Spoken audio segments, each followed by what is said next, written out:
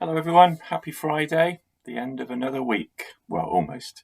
So today's story is The Jelly That Wouldn't Wobble. I like this story, it's fun.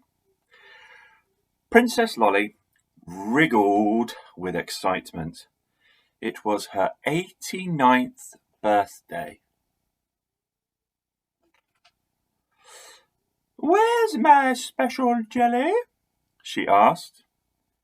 "Here, your highness," replied the guard as the cook and his assistant carried up the special jelly. Ooh, big jelly. Everyone gasped. It was glorious. Princess Lolly squealed with excitement. She prodded the jelly, and then she looked puzzled. She prodded the jelly again. Can you guess what's wrong with it? "This jelly doesn't wobble!" exclaimed Princess Lolly in horror. The cook prodded the jelly too. "Doesn't wobble, doesn't wobble," flustered the cook. "Of course it wobbles, your highness. It has to. It's jelly."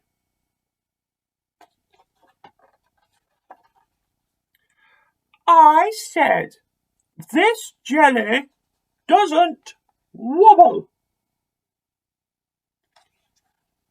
sobbed the princess. She prodded the jelly again and again.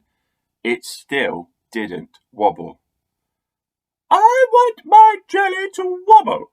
Make it wobble. Why won't my jelly wobble?"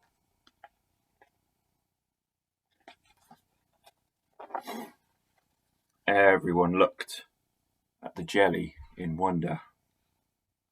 "I don't want to be eaten," growled the jelly. Fair point. "Not be eaten?" boomed the princess. "Melt it!" "Your highness, no," begged the cook. "Think of the mess, your highness," said the guard. Princess Lolly pondered for a moment.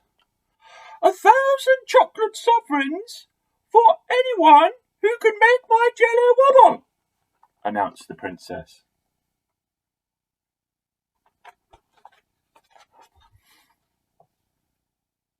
"I'll prod it with my walking stick," said the oldest guest. That didn't work. "Rock the table!" shouted the twin guests. That didn't work. "Scare it!" the royal window cleaner hollered and pulled some horrible faces. That didn't work. The jelly still did not wobble.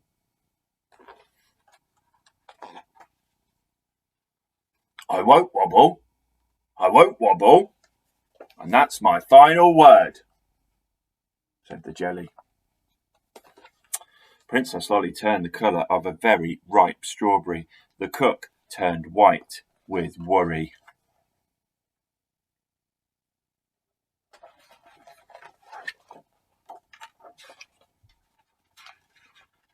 "I know how to make it wobble," said the smallest guest. "You do?" boomed the princess. "You do?" questioned the cook. "You do?" repeated the cook's assistant. "Yes, your highness," said the smallest guest proudly. "Make the jelly really, really, really cold. It will shiver and then it will have to wobble." It's a good idea. Can you think of something cold that goes really well with jelly? "Wonderful," said the cook. "Proceed," commanded Princess Lolly. The cook froze for a moment. "Ice cream, ice cream," whispered the smallest guest. "Of course," gasped the cook. There was a great scurry while a rather wobbly old ladder and the royal ice cream scoop were fetched. Tottering on the top of the ladder, the cook placed 3 scoops of Tutti Frutti ice cream on top of the jelly's crown. Something could happen here. Everyone held their breath and watched as the jelly tried very hard not to shiver. Suddenly, the jelly jerked. "I saw something move," gasped the smallest guest. "Oh, please, Wobble," begged the cook. The jelly suddenly shivered.